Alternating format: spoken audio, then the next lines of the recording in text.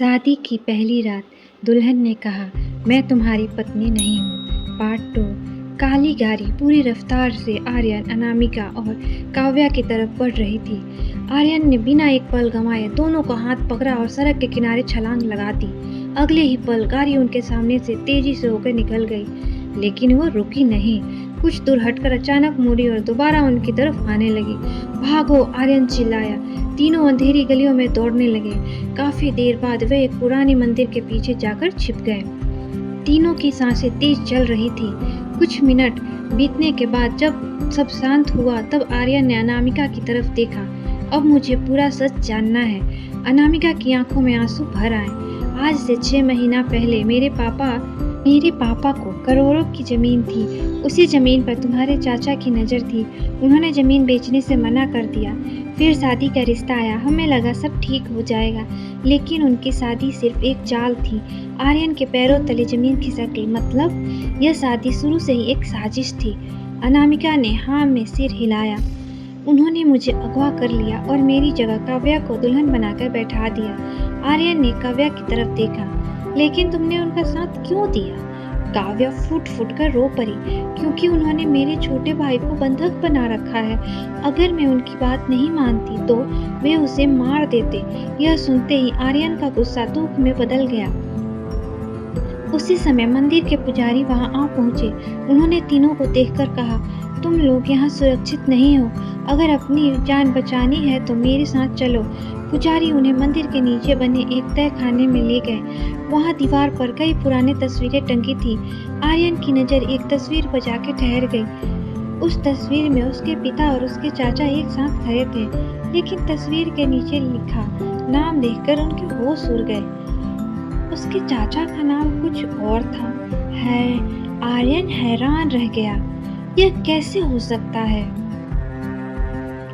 पुजारी ने गहरी सांस ली।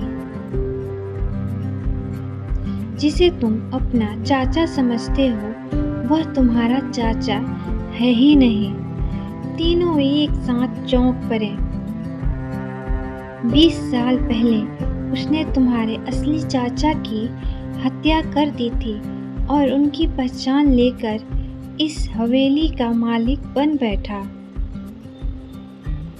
आर्यन के हाथ कांपने लगे। उसकी पूरी जिंदगी एक झूठ पर टिकी थी।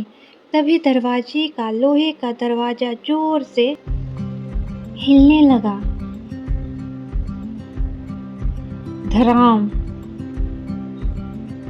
धड़ाम धड़ाम। बाहर से किसी की आवाज आई, दरवाजा खोलो, मुझे पता है तुम सब अंदर हो। पुजारी का चेहरा पीला पड़ गया। उन्होंने धीरे से कहा, वह आ गया। आर्यन ने पूछा, कौन? पुजारी कांपती आवाज में बोले, तुम्हारे पिता का असली कातिल।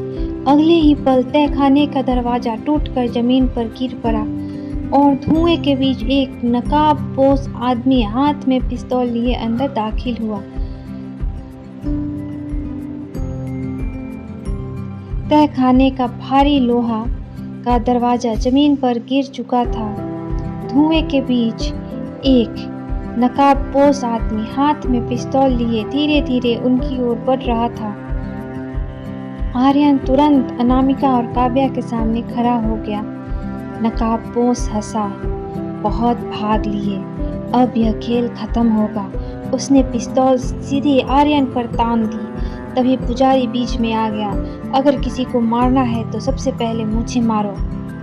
नकाबपोश के बिना कुछ कहे पुजारी को धक्का दे दिया। पुजारी जमीन पर गिर पड़े। उसी पल आर्यन ने पास पड़ी लोहे की रॉड उठाई और नकाबपोश पर हमला कर दिया। दोनों के बीच जबरदस्त हाथापाई शुरू हो गई। संघर्ष के दौरान नकाबपोश का मांस जमीन पर गिर गया। चेहरा देखते ही अनामिका चीख पड़ी, पापा! आर्यन के हाथ वहीं रुक गए। जिस आदमी को सब अपराधी समझ रहे थे वो अनामिका के पिता थे। आर्यन हैरानी से उन्हें देखने लगा। यह कैसे हो सकता है? अनामिका के पिता की आंखों में आंसू आ गए। उन्होंने पिस्तौल नीचे रख दी।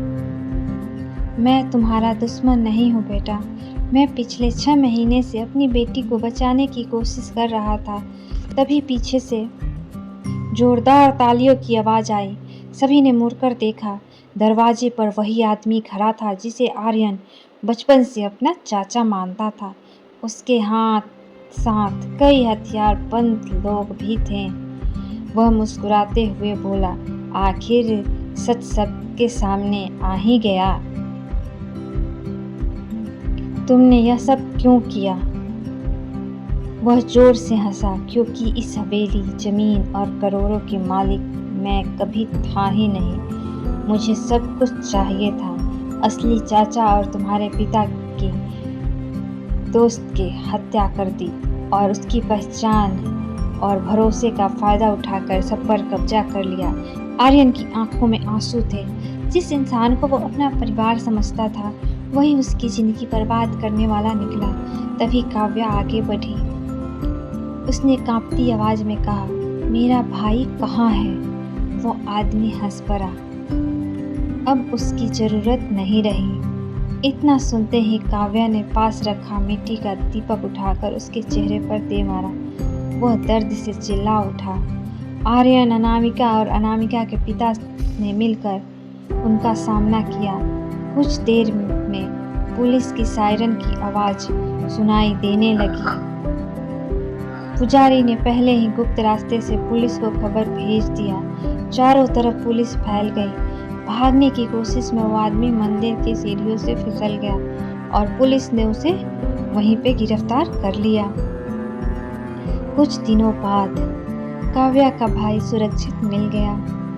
सारी सच्चाई अदालत में साबित हुई। आर्यन के परिवार को न्याय मिला।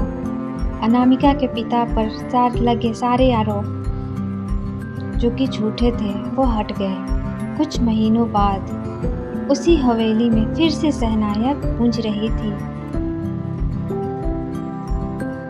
इस बार कोई साजिश नहीं थी, कोई झूठ नहीं था, सिर्फ सच्चा प्यार था। आर्यन और अनामिका ने एक दूसरे का हाथ थामा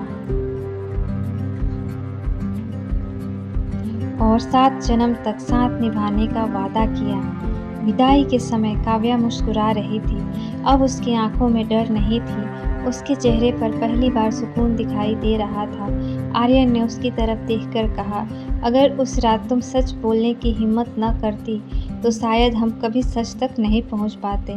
काव्या मुस्कुराई। कभी कभी एक सच हजारों झूठ पर भारी पड़ जाता है। हवेली का दरवाज़ा बंद हो गया, लेकिन उस रात का रहस्य हमेशा के लिए इतिहास बन गया। समाप्त। अगर आपको आज की ये कहानी पसंद आती है तो लाइक एंड कमेंट करके ज़रूर बताएं और अगर चैनल पर पहली बार आ रहे हैं तो सब्सक्राइब करना ना भूलें। Thank you.